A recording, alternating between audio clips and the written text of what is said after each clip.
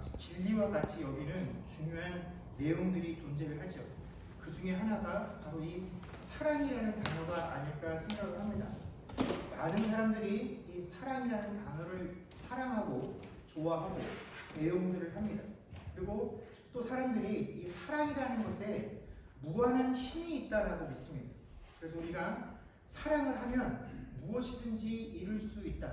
또 될 것 같이 여겨서 많은 사람들이 뭐 대상이 어떻든 또 이유와 목적이 무엇이든지 간에 우리 서로 사랑하자라고 하고 뭐 나를 아프게 하거나 힘들게 하는 그 사람을 향해서도 사랑하자. 내가 사랑으로 이 모든 걸 덮자. 그런 이야기들을 자주 하게 됩니다. 그러나 사실 우리가 그렇게 무한한 힘이 있어서 대단한 일을 할 것 같은 이 사랑이라는 것에는 사실 우리가 추구하고 꿈꾸는 그런 아름다운 세상을 만들거나 그런 곳으로 우리를 이끌어 갈 만한 힘이 없습니다. 물론 우리가 어떨 때 가끔 뉴스나 신문의 뉴스들을 통해서 이런 사랑의 행위로 인해서 우리가 일반적으로 상상도 할 수 없는 그런 놀라운 결과들을 만들어냈다라는 이야기들을 가끔씩 전해 듣기도 합니다. 그런데 그건 매우 제한적인 경우의 이야기죠. 너무나 드문 경우의 이야기이기 때문에 그런 것이 뉴스거리가 된다는 것입니다. 우리가 생각하는 것만큼 세상이 그렇게 사랑이 넘쳐나는 곳이고 사랑이 제대로 작동을 하는 곳이다라고 한다면 그런 것이 뉴스거리가 되지 않아야 정상이죠. 그런데 그런 것이 뉴스거리가 되면서 우리에게 전달되어지고 우리가 그런 이야기를 들으면서 감동을 하고 있다는 것 자체가 나 자신을 포함해서 우리가 그만큼 사랑이라는 것에 대해서 입술로는 그것이 대단한 것 같고 하자라고 말을 하지만 사실 그 혜택을 잘 못 누리고 살고 있기 때문에 우리가 그런 것들을 대할 때마다 깜짝깜짝 놀라면서 야 역시 사랑이 대단한 것 같아 라고 이야기를 합니다. 그러나 이렇게 우리가 사랑이라는 것으로부터 대단한 결과물들을 전해드는 그런 놀랍고 기쁜 소식들보다는 사실 우리는 살면서 사랑을 베풀었다가 그 사랑으로 인해서 오는 배신과 또 그 배신으로 인한 낙담, 아픔, 시련 이런 이야기들을 훨씬 많이 듣게 된다는 것입니다. 이것이 우리 시대의 현실이죠. 사랑은 누군가에게는 정말로 좋은 추억이기도 하지만 또 어떤 얘기는 아픈 추억도 될 수 있는 것, 이것이 사랑이다라는 것입니다. 그런데 이 사랑이 특별히 강조되는 곳이 있죠. 어디입니까? 바로 교회입니다. 이 사랑이라는 것은 기독교의 정체성을 나타낸다고 해도 부족함이 없을 정도로 우리 그리스도인들에게 있어서 이 사랑이라는 것은 매우 중요한 덕목입니다. 그래서 세상이 그리스도인을 바라볼 때, 세상이 교회를 판단할 때 그들이 얼만큼 사랑을 보여주느냐 하는 것을 가지고 세상은 우리를 참 교회냐, 참 그리스도인이냐 하는 것들을 판단을 한다는 것입니다. 그러다 보니까 이 교회가 교회답지 못하고 기독교가 기독교답지 못하고 그리스도인들이 그리스도인답지 못하게 되면 우리들의 사랑이 없으면 이 사랑이 메말랐다는 것이 세상 앞에 더욱더 극명하고 분명하고 또렷하게 드러난다는 것입니다. 그래서 세상이 교회에 또 그리스도인들에게 더 큰 실망을 하게 된다는 것이죠.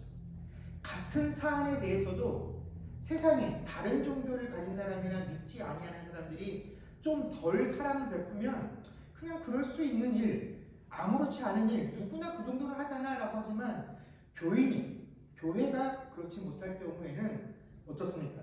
더 각박한 평가를 받게 되는 것은 그만큼 우리 스스로 세상을 향해서 교회는, 그리스도인은 사랑이 넘치는 곳이다 라고 자랑을 하면서 그렇다라는 것입니다.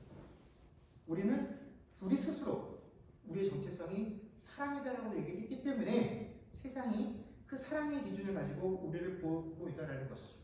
자, 그러면 뭐 믿는 사람이든 안 믿는 사람이든 교회이든 세상이든 모든 사람이 이 사랑이라는 것을 좋아하고 서로 사랑하자라고 이야기를 하고 교회는 더더군다나 사랑을 이렇게 주장하고 있는데 왜 이 좋다라고 서로 너무 좋아서 서로 사랑하자고 하는 이 사랑을 누리고 우리가 그 사랑 안에 거하는 것이 세상에서도 교회에서도 이렇게 어렵고 힘든 까닭이 무엇일까요?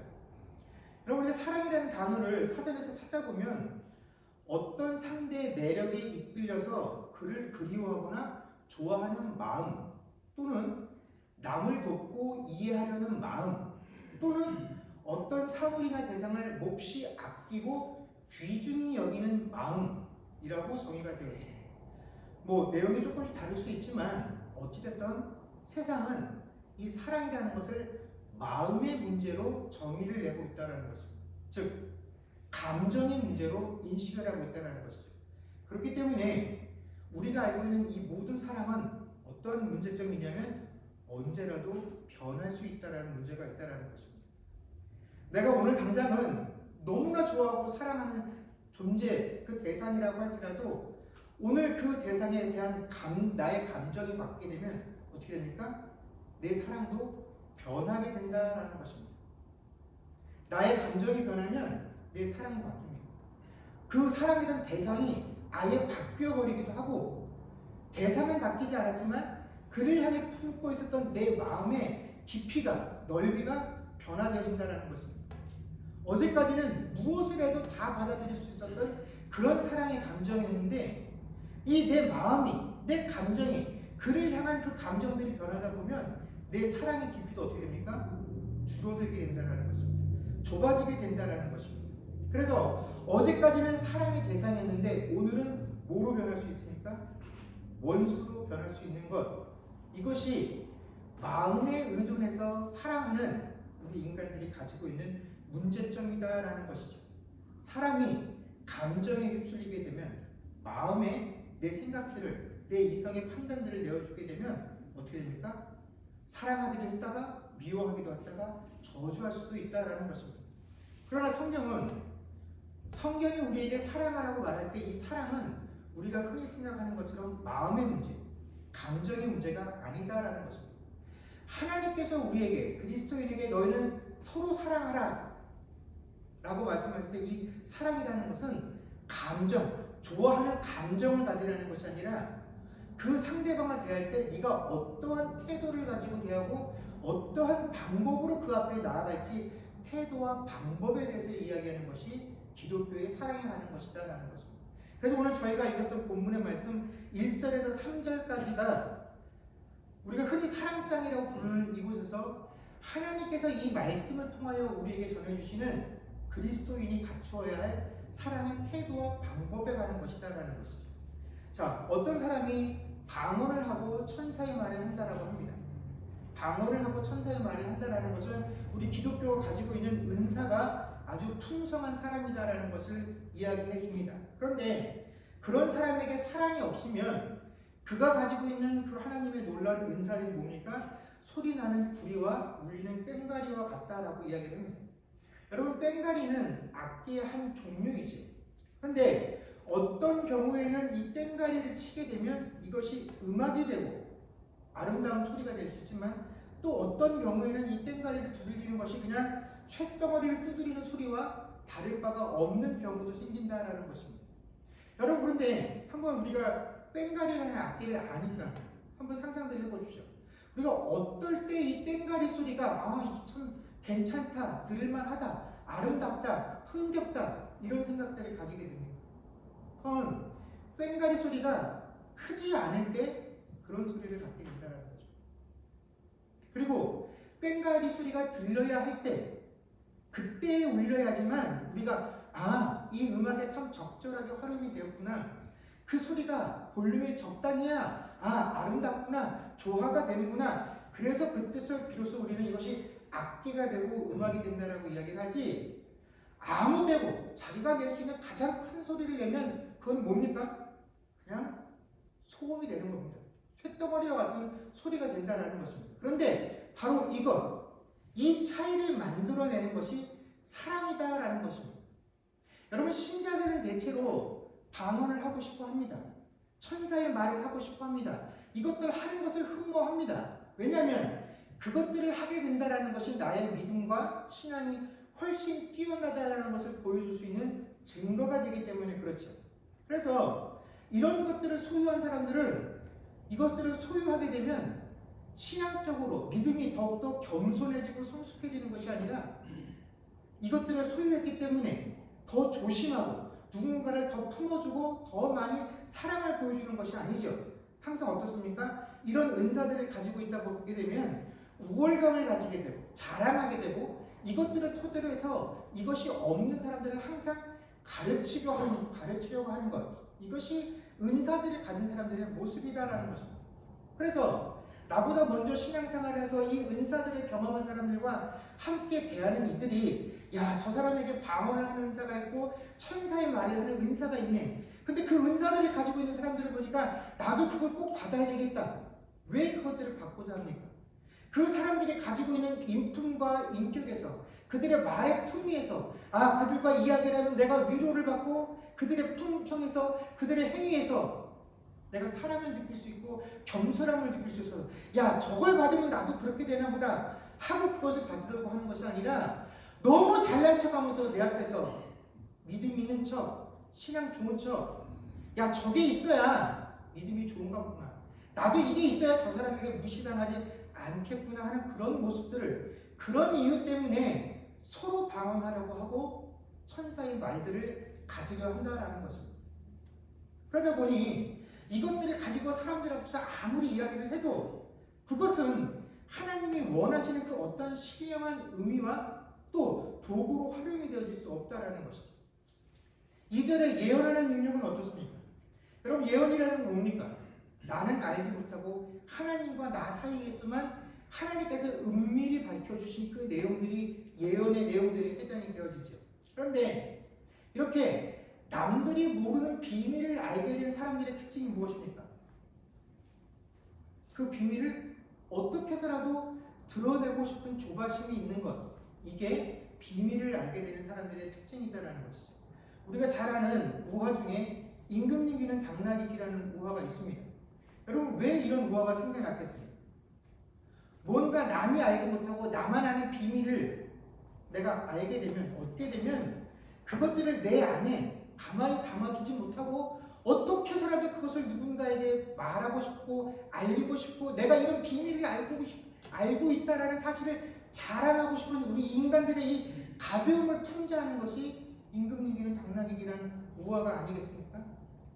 남들은 아무도 모르고 이 세상에 나 한 사람만 알고 있는 그 비밀, 여러분, 그걸 나만 알고 있으니 얼마나 자랑하고 싶겠습니까? 얼마나 티를 내고 싶겠습니까? 그런데 이런 것들은 항상 교만한 모습으로 드러나게 되어 있다는 것입니다. 여러분, 세상을 살아가면서 다른 사람들은 알지 못하는 나만의 비밀을 알게 되었다고 한다면 그냥 그것을 여러분들 마음속에 덮어두십시오. 내가 알게 된 그 내용들을 무시해버리십시오. 우리 사람의 본성이라는 것이 다른 사람들이 야, 너는 저 사람에 대해서 잘 모르지, 근데 나는 저 사람에 대해서 잘 알아. 그런 상황이, 그런 내용이 하나 생기게 되면 우리는 그것들을 가지고 그 사람에게 도움이 되는 행동을 하지 못합니다. 우리는 항상 그 사람에 대해서 색안경을 먼저 끼게 되죠. 그래서 색안경을 끼고 그 사람을 판단하려고 합니다.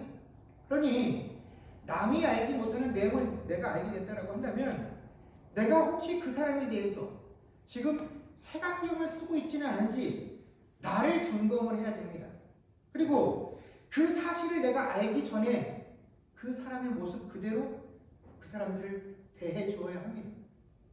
그 비밀을 알기 전 내가 그 사람에 대해서 아무것도 알지 못하고 좋은 것들만 알고 있었던 그 시절의 모습으로 그 사람들을 기억하고 대해 주어야 한다는 것입니다. 그게 뭐라고요? 그게 기독교에서 말하는 사랑이다라는 것입니다. 내 감정은 그렇게 할 수 없죠. 내 마음은 그렇게 할 수 없다라는 것입니다.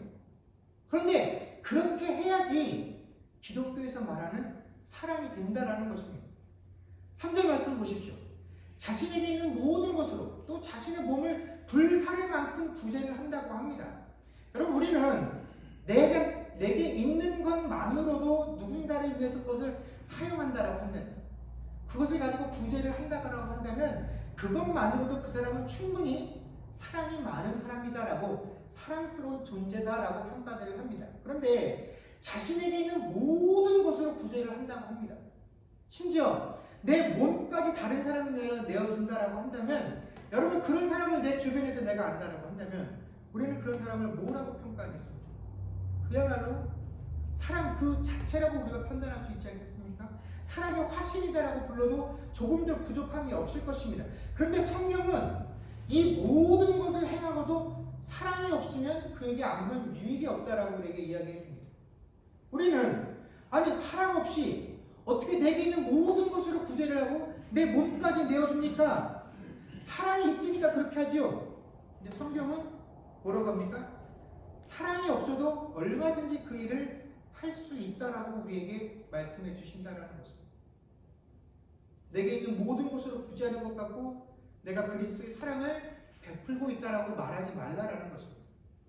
내 몸까지 내어주는 그런 사랑의 행위를 하고 있다라고 해서 내가 그리스도인으로서의 사랑을 이 땅 가운데 보여주고 있다라고 착각하지 말라라는 것입니다. 여러분 우리 부모님들이 이런 착각에 자주 빠지게 되죠. 자식을 위해서 모든 것을 다 바쳤다라고 표현들을 합니다. 실제로 부모들은 내 자녀들을 위해서 많은 것들을 희생을 합니다. 그들보다 앞서가며 내가 지금까지 살면서 있겠던 그 모든 인생의 경험들을 토대로 해서 그들이 어떻게 하면 조금이라도 더 나보다는 실수 안 하고 옳은 길, 바른 길, 좋은 길, 평안한 길을 갈 수 있도록 그들의 인생의 밑그림들을 그려주려고 무던 애를 씁니다. 다 내 자녀들을 사랑해서라라고 이야기를 합니다. 그러나 자식들이 이런 내 열정, 이런 내 감정에 따라오지 못하거나 나는 너희들을 위해서 한 행위들인데 라고 하는 이 이유에 대해서 자식들이 동의를 해주지 못하면 내가 너를 위해서 어떻게 했는데, 내가 너를 위해서 어떻게 살았는데 네가 나한테 이렇게 할 수 있느냐라고 하며 섭섭하고 서운한 이야기들을 하고 그 아이들을 책망을 합니다. 그런데 성경은 만약 우리가 이런 식으로 내 희생과 그 희생에 따른 결과로 너희가 누리고 살았던 것들을 은혜라고 생각을 해서 내가 너에게 은혜를 베풀었는데 네가 어떻게 나에게 이런 식으로 우리가 평가할 수 있는 그런 마음이 있는 것이다 라고 한다면 우리가 아무리 내 모든 것들을 다해서 구제를 하고 내 몸을 사르는 한이 있었다라고 할지라도 그것은 뭐가 될 수 없다는 겁니까? 사랑이 될 수 없다라는 것입니다. 그렇다면 성경이 말하는 특징이 무엇이냐? 그것이 바로 고린도전 13장 4절부터 쭉 등장하는 내용입니다. 여기에 보면 사랑의 특징을 15개 가량 설명을 하고 여기에 대한 특징들을 설명을 하고 있습니다. 그런데 그 15개에 이르는 사랑의 특징 중에서 가장 으뜸으로 가장 맨 위에 올라와 있는 내용이 뭐냐면 바로 오래 참음이다라는 것입니다. 이 오래 참음은 말 그대로 인내하는 것을 이야기합니다. 여러분 우리가 세상을 살다 보면 인내해야 하는 순간들이 참 많이 있습니다. 그런데 우리가 참는 경우들을 한번 곰곰이 생각해 보면 이것이 내 마음과 머리로 이해가 되지 않지만 받아들여지지 않지만 저 사람을 위해서 내가 지금 참아야 되겠다 라고 해서 우리가 참을 때보다 어떤 경우가 훨씬 많습니까? 상대방과 내가 이해관계가 얽혔는데 그 상대방이 이 관계의 주도권을 쥐고 있어서 내가 이 사람에게 잘 보여야 할 경우, 그때는 내가 잘했든 못했든 그 사람이 잘했든 못했든 그것과 상관없이 우리는 어떡합니까? 다 참아냅니다. 또 잘못된 것이 설사 분명하다라고 할지라도 내게 유리하다라고 한다면 그 잘못된 것을 내가 선택했을 때 나에게 손해가 나지 않는다라고 한다면 우리는 얼마든지 그 불의를 참고 지나갑니다. 그래서 우리가 세상을 살아가면서 참는 대부분의 경우는 어떤 경우입니까? 내가 힘이 없는 경우, 또 내게 유익이 되는 경우 우리는 얼마든지 참아냅니다. 물론 나보다 상대적으로 경험이 적고 또 나보다 직급이 낮은 사람들과 일할 때 우리는 그들의 실수들을 어느 정도 참아내기도 합니다. 우리 자녀들이 행하는 그런 실수들을 우리 마땅한 것으로 여기고 참아내기도 합니다. 그런데 이때 그 상황과 그 대상들을 참아내는 것도 그들의 상황, 그들의 입장, 그들의 노력, 그들의 열심에 대한 인정이고 배려이기보다는 내 체면을 생각하는 경우가 훨씬 많죠. 또 지금 어찌됐든 간에 이거를 참아내고 넘어가 줘야 뭔가 일이 되고 결과가 나올 수 있다고 생각하기 때문에 결국은 나를 위해서 참는 것이지, 그 사람의 입장이 되어져서 야, 그 사람이 정말 힘들고 아픈데 실수투성이고 아무런 경험이 없는데 뭔가를 해보겠다고 이런 일을 하다가 이런 실수를 만들었구나. 우리가 그런 입장에서는 잘 이해가 되지 않는다라는 것입니다. 그래서 대부분의 경우 나를 위해 참게 되죠. 그래서 우리는 모든 경우에 참지 못합니다. 저도 그렇고 내 자식이 잘못하면 한 6, 5번은 참아줄 수 있어요. 그러나 내가 참을 수 있는 그 한계를 넘어가면 참지 못하고 폭발합니다. 혼을 냅니다. 잘못된 것을 지적합니다. 그의 입장과 그의 능력을 인정하지 못합니다.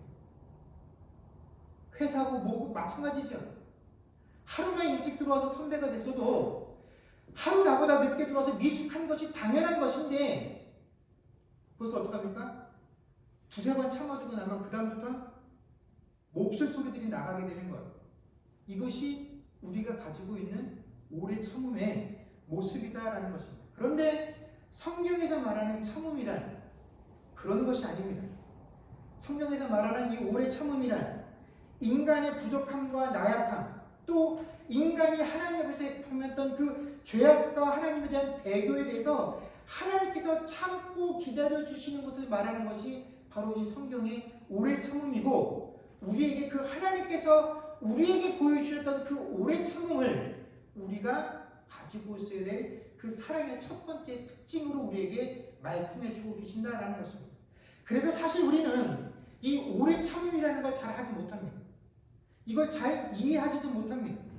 여러분, 하나님께서 나를 향해서 참아주고 계신다라는 그 사실을 우리는 내가 의롭기 때문에 하나님께서 참고 계신다라고 생각들을 하는 것이죠. 의롭다라고까지는 내가 주장하지 못해도 그래도 내가 다른 사람보다는 낫기 때문에 이 하나님의 오래 참음을 받을 만한 충분한 자격과 조건이 내게는 있다라고 생각을 하게 됐기 때문에 우리는 이 오래 참음을 잘 이해하지 못합니다. 그럼 이 오래 참음이라는 것이 도대체 무엇이냐? 이것을 이해하기 위해서는 우리가 마태복음 18장에 나오는 용서할 줄 모르는 이 종의 비유를 보면 됩니다. 여러분, 10,000달란트 빚을 짓던 종이 자신의 주인 앞에 끌려가게 되죠. 주인과 그 빚을 정산을 해야 됩니다. 그런데 갚을 능력이 되지 못하는 것을 본 주인이 그 종이 소유한 모든 것, 즉 그 몸과 그의 아내와 자식들까지 다 팔아서라도 내 빚을 갚으라라고 주인이 요구를 합니다. 그랬더니 그 종이 주인에게 뭐라고 얘기하냐면, 종이 주인한테 엎드려 절하며 내게 참으소서, 다 갚겠습니다라고 이야기를 합니다. 이 말은 주인이 마땅히 내게 취하여야 할 행동, 내가 주인에게 진 빚을 갚지 못했기 때문에 주인이 그 빚을 갚기 위해서 내게 있는 모든 것을 다 빼앗아 가도 할 말이 없는 것이죠. 이것이 계산이 맞는 행위입니다. 그런데 이 당연한 행위, 마땅한 행위를 종이 뭐라고 합니까? 참아달라고 애걸을 한 것입니다. 그러자 주인의 반응이 뭐냐면, 그 종의 주인이 불쌍히 여겨 놓아보내며 그 빚을 탕감하여 주었더니, 여러분, 종이 주인에게 좀 참아달라고 했더니 주인이 참아주었습니다. 그런데 그 참아준 이 참음의 결과가 무엇입니까? 그래, 네가 참아달라고 하시니까 내가 참아서 빚을 갚을 수 있는 그 기간, 유예 기간을 넓혀줄게, 그렇게 했습니까? 아니죠. 주인이 어떻게 합니까? 빚을 탕감해줬다라는 것입니다. 여러분, 주인이 종의 빚을 탕감해 주었다는 것은 앞으로 이 종이 주인에게 졌던 그 빚을 갚아야 할 의무, 책임감으로부터 어떻게 한 겁니까? 해방을 시켜준 것입니다. 종은 그냥 내가 갚을 테니까 나에게 좀 참아주십시오, 안 갚겠다고 한 것이 아니라, 근데 주인이 보니까 어떻습니까? 종 지금도 못 갚고 언제도 못 갚는다는 사실을 주인이 아니까 주인이 그래 참아줄게. 근데 그 참아줌의 결과가 네가 갚을 수 있을 때 갚아가 아니라 뭡니까? 탕감해줄게. 너는 나에게 갚을 것이 없어 라고 해준 것이 주께서 우리에게 보여주신 오래 참음의 모습이다라는 것입니다. 그리고 하나님께서 우리에게 보여주셨던 그 사랑의 오래 참음에 대해서 마땅히 우리의 형제 자매들에게도 우리가 똑같이 행해야 할 것을 주님께서 어떻게 하시겠습니까? 요구하고 계신다라는 것입니다. 주인에게서 빚을 탕감받은 종이 주인에게 물러나서 길을 걷다가 자신에게 100데나리온 빚을 졌던 자를 만나게 됩니다. 그랬더니 자신에게 100데나리온을 빚졌던 사람이 자신의 주인에게 했던 것과 똑같이 뭐라고 요구를 하냐면 참아달라고 간구를 합니다. 그런데 이 사람은 어떡합니까? 우리가 잘 아는 것처럼 참지 못하고 그를 옥에 가둬버리죠. 이 사실을 들은 주인이 어떻게 합니까? 마태복음 18장 32절에서 34절까지입니다. 받으신 주보의 뒷면에 기록이 되어 있습니다. 우리 다 같이 한번 읽도록 하겠습니다. 읽겠습니다. 시작. 이에 주인이 그를 불러다가 말하되 악한 종아 네가 빌기에 내가 내 빚을 전부 탕감하여 주었거늘 내가 너를 불쌍히 여김과 같이 너도 내 동료를 불쌍히 여김이 마땅하지 아니하냐 하고 주인이 노하여 그 빚을 다 갚도록 저를 목절들에게 넘기니라. 아멘. 여러분, 사랑은 감정으로 하는 것이 아닙니다. 마태복음에 이 비유에 등장하는 종을 보십시오. 그는 주인에게서 자신이 감당할 수도 없고 상상도 못했던 그런 자비와 긍휼을 체험했습니다. 나올 때 얼마나 기쁘고 즐거웠겠습니까? 자신의 인생을 짓누르고 있었던 그 무게로부터 해방이 되어졌습니다. 그런데 그런 감정, 그런 감동을 가지고 나와서 길을 걷다가 자신에게 고작 100데나리온 빚졌던 사람을 만나서 그 사람이 똑같이 자신에게 빚을 안 갚겠다고 한 것도 아니고 자기도 갚을 텐데 좀 참아달라고 하는 이 요청 앞에 그렇게 못하고 그를 옥에 가두겠다라는 것이죠.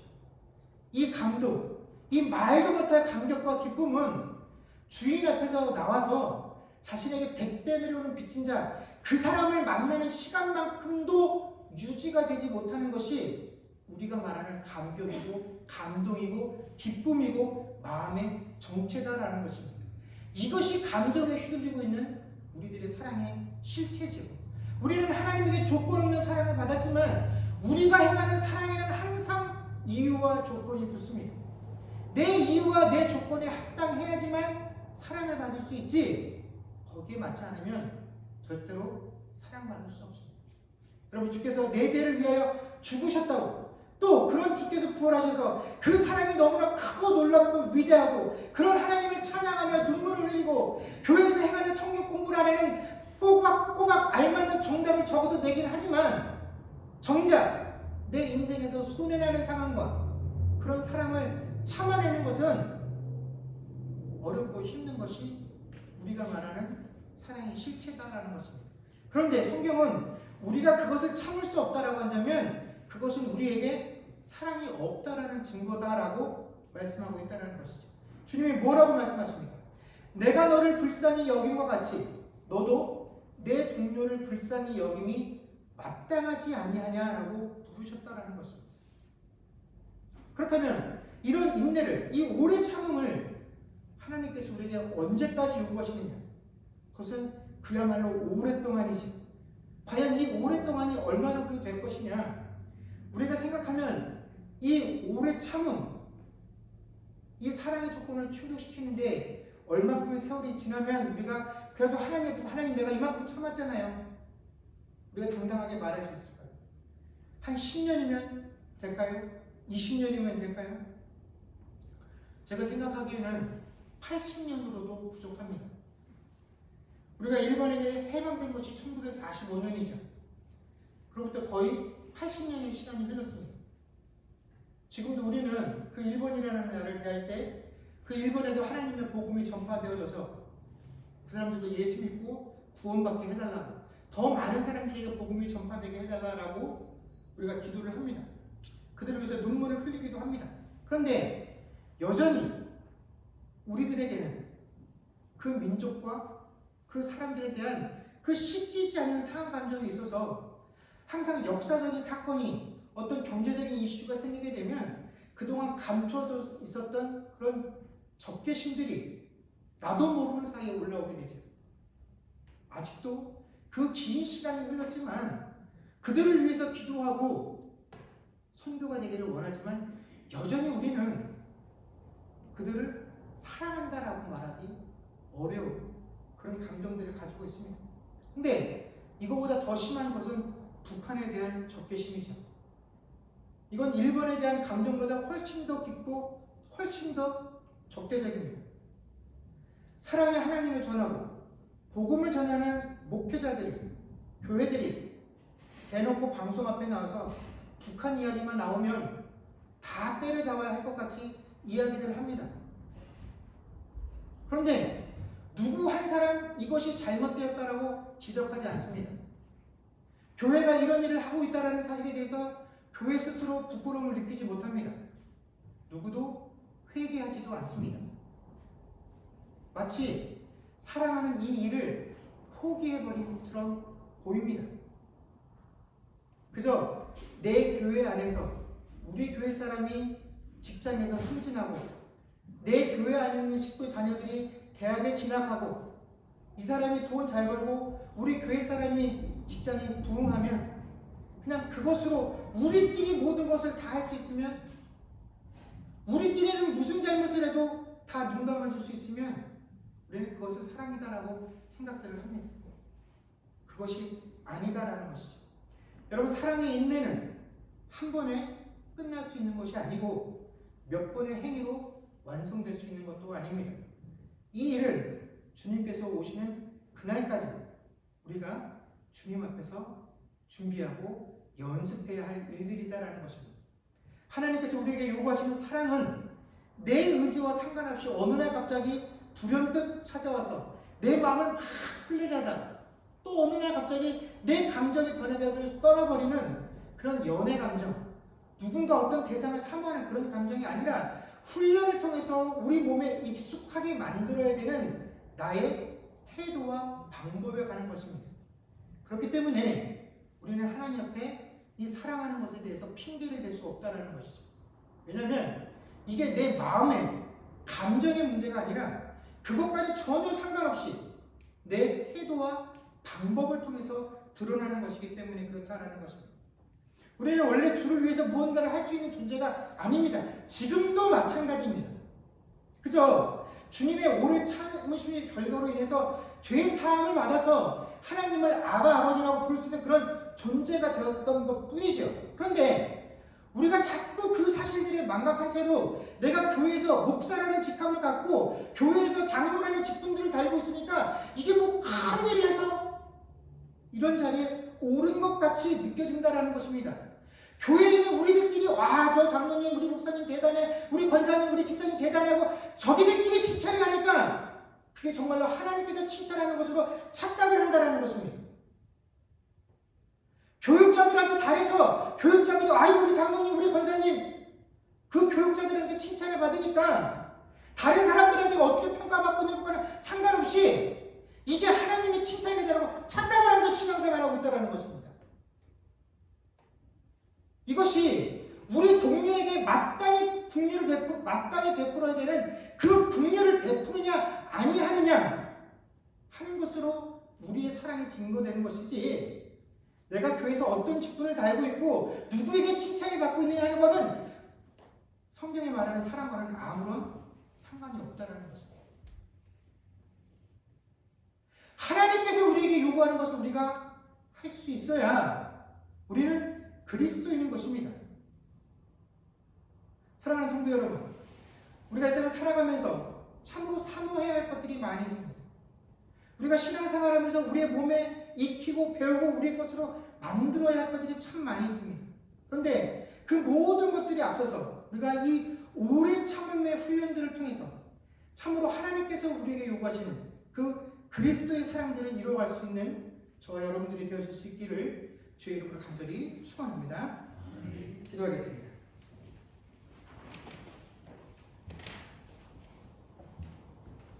그렇습니다. 주님, 사랑이라는 것이 우리의 마음, 우리의 감정을 따라서 되어지는 것이라면 얼마나 좋겠습니까? 내가 그 마음을 갖기만 하면 되니까요.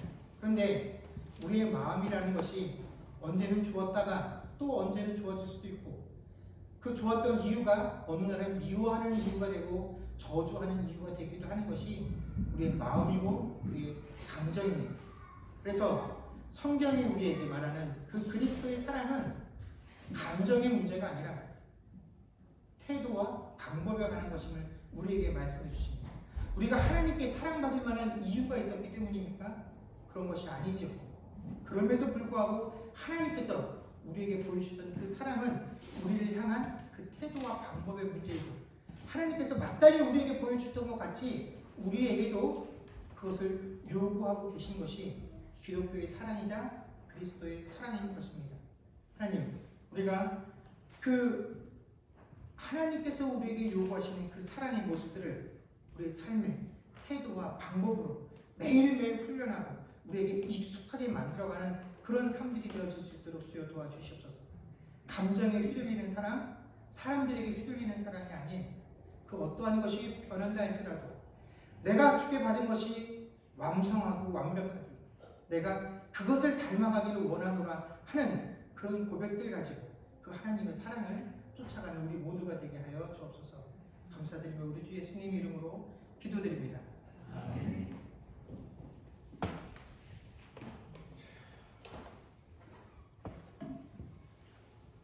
하나님은 너를 지키시는 자 찬양하겠습니다.